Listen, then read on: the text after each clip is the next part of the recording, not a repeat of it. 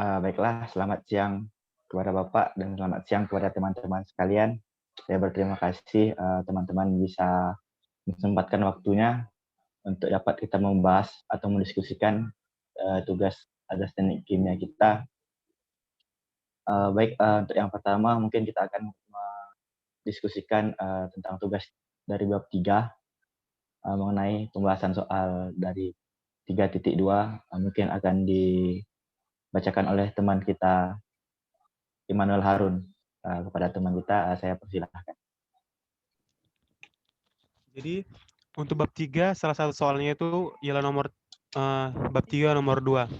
Yaitu soalnya yang sudah diterjemahkan adalah pembakaran C3H6 propena menjadi CO2, karbon dioksida dan air atau H2O dapat dijelaskan oleh satu reaksi. Adapun reaksinya itu C3H6 ditambah 9/2O2 menghasilkan 3 CO2 ditambah 3 H2O. Atau reaksi yang kedua, 2 C3H6 ditambah 9 O2 menghasilkan 6 CO2 ditambah 6 H2O. Terus dimisalkan laju alir si C36 itu 10 mol per jam, kemudian untuk O2-nya itu 50 mol per jam, dan mencapai konversi lengkap C36. Pertanyaannya itu, hitung laju reaksi yang diperoleh dengan setiap reaksi, kemudian tentukan hubungan antara kedua laju reaksi tersebut terkait dan mengapa. Jadi kita sudah cari bersama-sama untuk penyelesaiannya itu kita pecah ataupun kita bagi menjadi 2 penyelesaian, yaitu untuk reaksi pertama dan reaksi kedua. Untuk reaksi pertama itu adapun reaksinya C3H6 ditambah 9/2O2 menghasilkan 3 CO2 ditambah 3 H2O. Kita peroleh koefisien stoikiometrinya untuk C3H6 adalah -1, untuk O2 -9/2, untuk CO2 3 dan H2O 3. Interupsi. Mengapa itu hasil koefisien stoikiometrinya bisa kayak C3H6 menghasilkan -1 dan CO2-nya menghasilkan O2-nya bisa menghasilkan -9/2? Ada yang bisa jelaskan? Ya, mungkin dari saya bisa menjelaskan terkait pertanyaan tadi. Untuk reaksi pertama, kita ketahui C3H6 itu koefisiennya adalah 1 dan 9/2 adalah koefisien dari O2.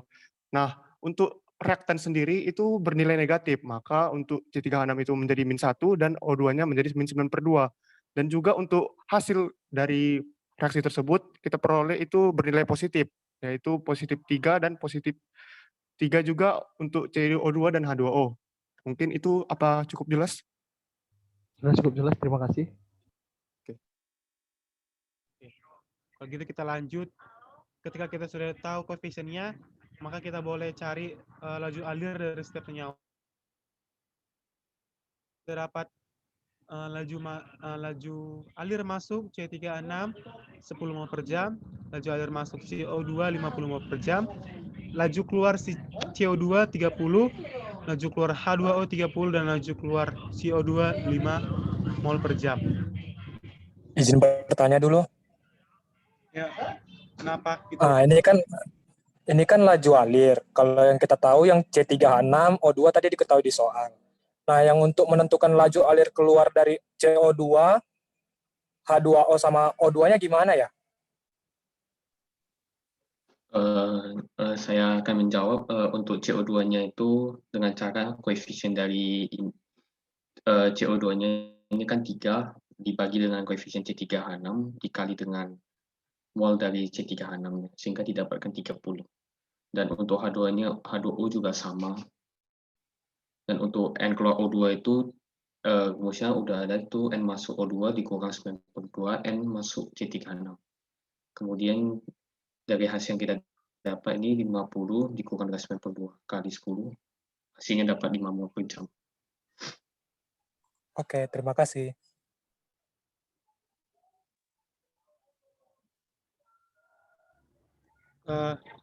Maka dari yang sudah kita cari tadi, kita boleh menentukan laju reaksinya ataupun pertanyaan dari soalnya, yaitu untuk laju reaksi pertama yang kita dapat dari perhitungan dia yang sudah tertera itu adalah R1 sama dengan 10 mol per jam.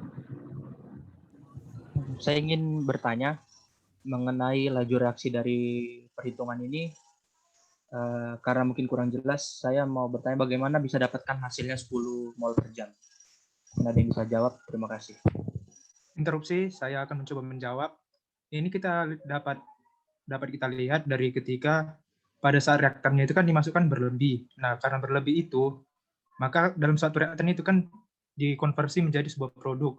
Maka saat dikonversi, itu tidak terkonversi secara 100%. Maka untuk mendapatkannya kita harus membuat N sisa dari si propena dikurang dari N masuknya si apanya tadi nih, propenanya ini dibagi dengan koefisiennya. Begitu juga terhadap O2 sebagai reaktan, namun begitu juga terhadap si apanya produknya CO2 dan H2O. Dari situ tidak dapat lihat tanda minus itu menandakan bahwa si reaktan itu mengalami pengurangan dalam hal jumlah. Maka 0 kurang 10 per min 1 itu adalah koefisien si reaktan. Karena dia reaktan maka dia diberi tanda minus karena dia di situ sebagai jumlahnya berkurang. Begitu juga terhadap si O2 sebagai reaktan. Namun pada saat si CO2-nya itu kan itu yang dihasilkan dari si konversi dari si reaktan tersebut. Maka saat N masuknya itu sama dengan 0. Karena dia di situ bertindak sebagai produk dari reaktan tersebut. Begitu juga terhadap H2O, di mana pada saat NCO2 itu 30 kurang 0 per 3, di mana 3 itu adalah koefisien dari si CO2-nya pada reaksi, dan H2 juga koefisiennya 3 pada reaksi pertama. Maka diperolehlah laju reaksi pertama adalah 10 mol per jam.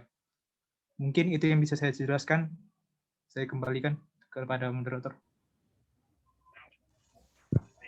Oke, kalau dari saya sudah jelas. Terima kasih atas jawabannya. Ya, selanjutnya ke reaksi yang kedua. Di reaksi kedua ada reaksinya seperti berikut. 2C3H6 ditambah 9O2 akan direaksikan menjadi 6CO2 ditambah 6H2O. Koefisien dari masing-masing unsur di sini ada negatif 2 untuk C3H6, ada O2 min 9, ada juga CO2 6 koefisiennya, dan H2O koefisiennya 6 juga. Lalu ada juga cara untuk menentukan laju reaksi sebagai berikut. Itu caranya sesuai sama dengan pada reaksi yang pertama. Caranya sama persis dan dihasilkan pada reaksi yang kedua bernilai 5 mol per jam.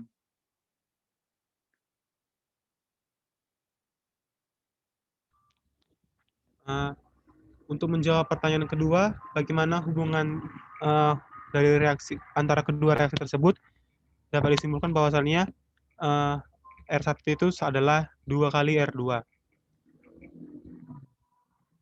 R1 adalah 10 sama dengan 2 kali, R2-nya 5, berarti 10 sama dengan 2 kali 5. Berarti kita dapat simpulkan bahwasannya hubungan antara si kedua reaksi ini adalah jumlah propana yang masuk itu adalah 10. Otomatis untuk kecepatan reaksi yang untuk kedua itu harus setengah dari reaksi pertama. Jadi hubungannya itu adalah R1 sama dengan 2 kali R2. Izin bertanya, apakah kalau tanpa melakukan perhitungan kita dapat mencari hubungan antara kedua reaksi? Kalau menurut saya, kalau dari reaksi yang diperoleh tadi, bahwasannya untuk menghasilkan reaksi kedua itu tinggal kalikan aja dari reaksi pertama. Kalau hanya untuk menentukan hubungan antara apa yang terjadi antara kedua reaksi tersebut, kita langsung tarik aja kesimpulan dari perbandingan koefisien. Tetapi di pertanyaan dari soalnya tersebut diminta berapa dari setiap reaksi itu kecepatannya itu berapa. Berarti kita juga harus bisa melakukan perhitungan. Tetapi kalau misalnya kita yang mau menentukan hubungannya aja, bisa dari perbandingan koefisiennya. Kayak gitu untuk pertanyaannya. Oke, sudah jelas. Terima kasih. Izin bertanya teman-teman. Mungkin ini pertanyaan dari saya mengenai tadi, apabila kita ke depannya menemukan soal yang persis atau hampir sama dengan ini, itu kan tadi kan dari hal ini kita dapatkan kalau kesimpulannya antara koefisien sama lajunya itu bisa kita hubungkan. Jadi ketika untuk soal kedepannya, apakah kita hanya bisa mencari laju yang pertama sehingga kita dapatkan laju yang kedua tanpa menggunakan menyelesaikan melalui rumus-rumus yang telah dipaparkan. Mungkin itu pertanyaan saya. Terima kasih. Izin menjawab pertanyaan dari Wafi. Jadi kalau menurut saya untuk mengetahui laju reaksi yang kedua bisa digunakan tanpa melalui perhitungan, karena pada soal kali ini reaksi satu sama reaksinya sama, tapi yang berbeda adalah koefisien. Jadi dapat kita bisa ketahui hubungan dari R1 sama R2-nya itu tanpa melalui perhitungan. Jadi bisa dilakukan untuk soal-soal selanjutnya asalkan koefisiennya berbeda tapi reaksinya sama. Sekian dari saya kembalikan kepada moderator. Baik, terima kasih. Mungkin saya ambil kembali diskusinya untuk hari ini. Apakah dari teman-teman mungkin terakhir ada yang ingin bertanya atau tidak mengenai pembahasan soal 3.2? Kalau Kurang menurut lebih saya sudah sudah mengerti. pas. Udah. Baiklah, saya kira pun kita semua sudah mengerti dan memahami apa yang telah kita diskusikan, yang kita bahas bersama-sama. Terima kasih kembali atas waktu yang telah teman-teman ingin luangkan untuk pembahasan soal ini. Baiklah, mungkin sekian saja yang dapat kita lakukan pada acara diskusi ini. Saya sampaikan terima kasih banyak dan selamat siang.